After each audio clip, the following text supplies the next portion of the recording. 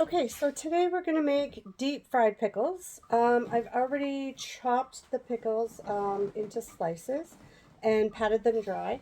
Another recipe I read suggested putting them in the fridge for an hour and they'll dry out more because you don't want too much moisture in whatever you're doing. In my second bowl, I have flour and all of the spices, and I'm just going to whisk that together. Okay. Okay. In my third bowl, I have a little bit more flour as per my recipe and some panko breadcrumbs. And again, just going to whisk those together.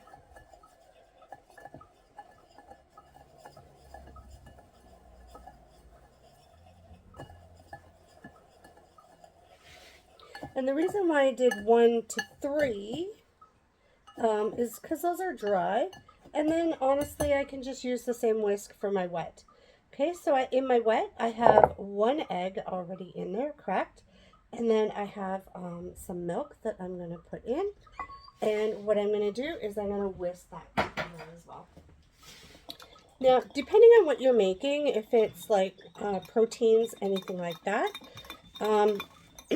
what you're going to be doing probably is seasoning each one of these. But because it's dill pickles and they already have a lot of flavor, you only need to do a little bit of flavoring in the first one. Okay. So there is my stuff ready. Before I was to put anything out like that, I would call mise en place.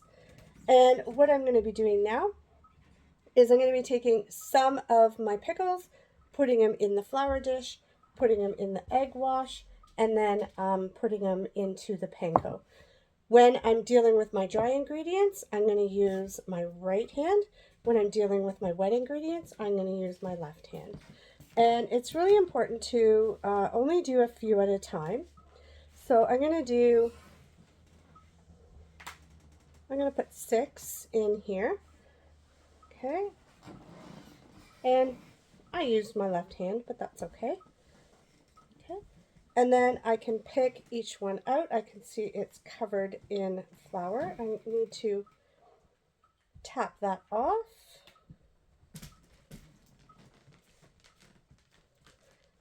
I don't want too much flour going into that egg wash.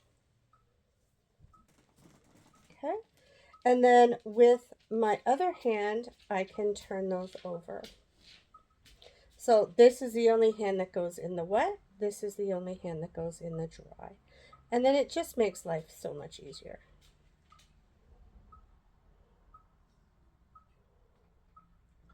Okay.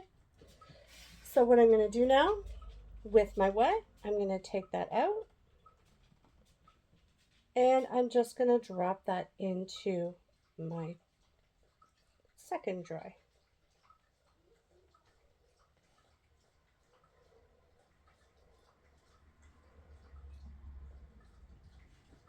Okay, now with my dry, I'm going to just pick some up and make sure they're good and coated. Okay, give them a slight toss.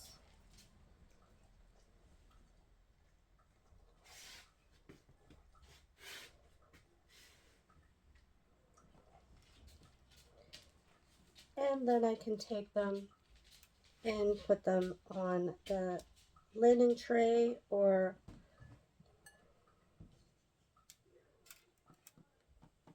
onto a plate, doesn't matter. But this way, you'll notice that some of the flour is dripping off, which then it doesn't muck up your oil that much. Okay, so I'm going to continue with the rest of them and then we'll go back and fry.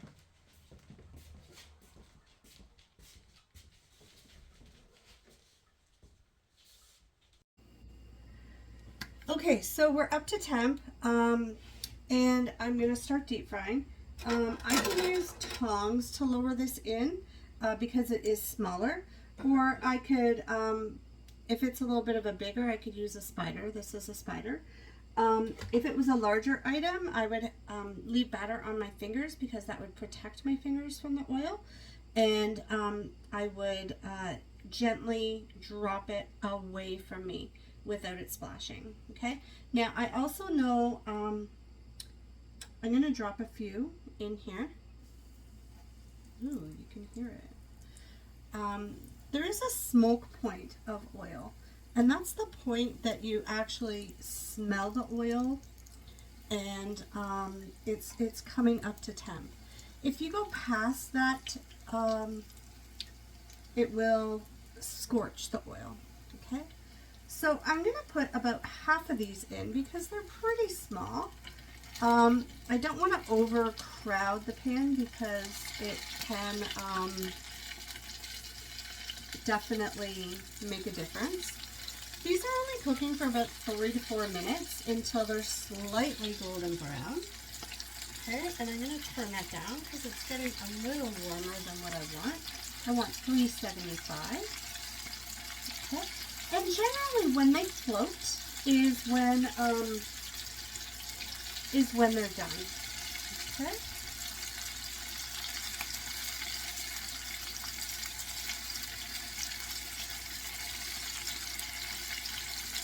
And with smaller items too, sometimes when you put too many in, it will literally, they'll stick together. Okay.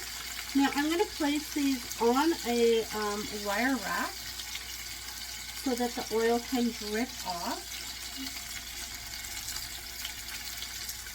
And they're nice and golden brown.